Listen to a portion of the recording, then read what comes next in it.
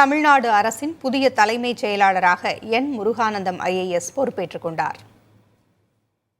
Tamil Nadu real estate ஒழுங்குமுறை ஆணையத்தின் தலைவராக இருந்த ஞானதேசிகனின் பதவிக்காலம் நிறைவடைந்ததை தொடர்ந்து அந்த பதவிக்கு தமிழ்நாடு அரசின் தலைமை செயலாளராக இருந்த சிவதாஸ் மீனாவை நியமித்து அரசாணை பிறப்பிக்கப்பட்டது.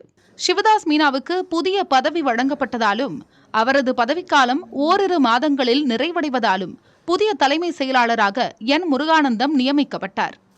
இதுகுறித்த அரசாணையை பிறப்பித்தது தமிழ்நாடு அரசு. முதலமைச்சரின் தனிச் செயலாளராக கூடுதல் தலைமை செயலாளர் அந்தஸ்தில் பதவி வகித்து வந்த என் முருகானந்தம் அரசாணைப்படி தமிழ்நாடு அரசின் புதிய தலைமை செயலாளராக பொறுப்பேற்றுக் கொண்டார். முதல் உத்தரவாக தூத்துக்குடி மாவட்ட ஆட்சியர் லட்சுமிபதியை முதலமைச்சரின் இணை செயலாளராக நியமித்து ஆணை பிறப்பித்துள்ளார்.